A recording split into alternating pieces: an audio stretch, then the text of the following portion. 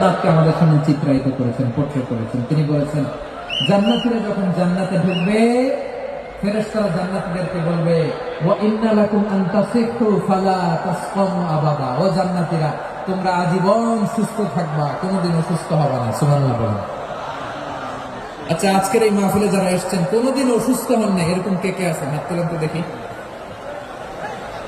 ওই যে হাত তুলছেন, পাওয়া গেছে চির সুস্থ।